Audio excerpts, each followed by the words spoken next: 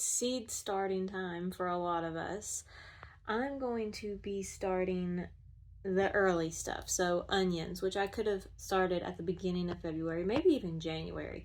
Onions are extremely cold hardy. I just wanted to touch on a few things that I've experienced over the years as far as starting seeds and seed starting mix, because I know a lot of you are starting seeds for the first time this year, so this might be something that you encounter as well. Now, seed starting mix is extremely dry, and I'll show you. Like, it's so dry. And if you put that in your seed trays and then you put your seeds in there and you add water on top of it, what's going to happen, because it's so dry, is the water is just going to roll off the top of it and all of your seeds are going to come out everywhere, and it's a disaster. And actually, I just did that. Well, I didn't put seeds in it, but I wanted to show you the standing water on top of here. So I haven't added seeds yet. What I did was I put the seed starting mix down into the seed trays, and then I sprayed warm water all over top of it. This is not the correct way to do it, but I'm going to show you what happens whenever you do. So as you can see, there's water sitting on top of here. What I did is I filled these seed trays up with the seed starting mix, and I poured water on top just to show you that this is not what you're supposed to do. There were no seeds in here. But see the water standing on top? And I guarantee if I go down here, it's still going to be dry. See how dry that is? And what happened was when I poured the water on top, it just all poured out. It didn't absorb it because the seed starting mix was so dry. So I just did that as an example to show you what not to do. There were no seeds in there. Ideally, what you want to do is take your seed starting mix, if that's what you're going to use, because you can use regular potting soil. There's nothing bad about that. It's just that some of the chunks are a little bigger, but the seed starting mix is finer, and it helps the seeds come up easier, especially the small seeds. So what you're supposed to do is take the seed starting mix and you put it in like a tote or a bucket or some sort of container, and then you add your water, and then you mix it up until it's all absorbed into the seed starting mix. Because if you don't, the water's just going to sit on top, and whenever you pour water on top of that dry seed starting mix, all of your seeds are just going to go everywhere, and it's a disaster, and it's very disheartening for somebody, especially who is just starting out learning how to garden. Today I'm definitely going to be planting onions. I've got all different types of onions. I've got shallots and leeks, and here's a bunch of different onions here too. I wanted to start a whole bunch of other seeds too, but today I might just focus on my onions and then do the other seeds on another day, because I've only got so many of these little cell trays.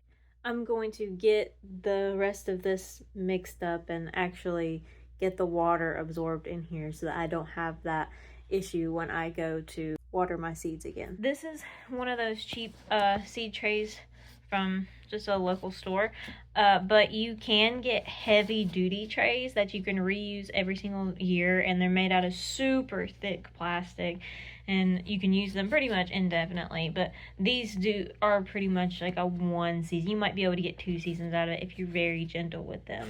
Also, you can see where all the water rolled off the top of it, and where I put it in there dry, that there's not as much seed starting mix in there as you would have originally thought. Like, I can put that much more seed starting mix in there. So you want to wet your seed starting mix before you put it into your trays, before you add your seeds, or else it's just going to end up a big mess. So now that I have the wet seed starting mix all packed down into the seed trays, I'm going to start some seeds and label them. Don't forget to label them. I mean, you know, you might end up with some things that you don't know what they are, but if you planted them, I guess you wanted them in your garden anyway. But it's always best to keep track of them. The seeds that I'm planting today are a couple years old, which it shouldn't affect them too badly. I've stored them the way they're supposed to be stored, but I am going to plant maybe 3 seeds per cell. And if they all germinate, that's great. I'll just separate them. They do pretty well with being transplanted. They're not really going to go into too much transplant shock. Onions are pretty hardy all the way around. So I'll probably do 3 seeds per cell. And that would be great if they all germinated, because we can always use extra onions. And this is a 72 cell tray. So we'll see how many we get. I'm just poking some little holes in here with my little chopstick. Just kind of give me a guide as to where they're going. About 1/4 of an inch or so. I'm going to take an entire raised bed and turn it into an onion bed. And I didn't really want to give an entire one of my raised beds to onions, because I really enjoyed having herbs and flowers next to the house. But by the time I plant flowers and herbs out in the yard, maybe I'll have another raised bed put up. So, but these guys got to go in the ground before then, so they are getting the first priority.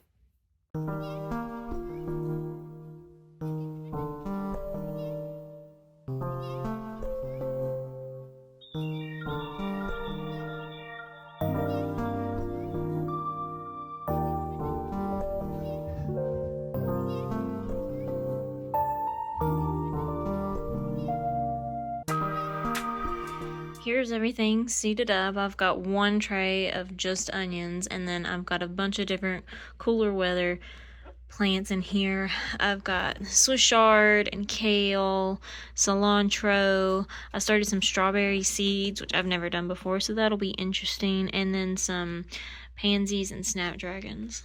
But that's what I started today. I will give you an update and let you know whenever they sprout, and I will be starting my pepper seeds within the next couple of days.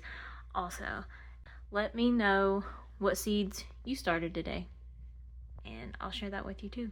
And I'll see you guys in the next one. Bye.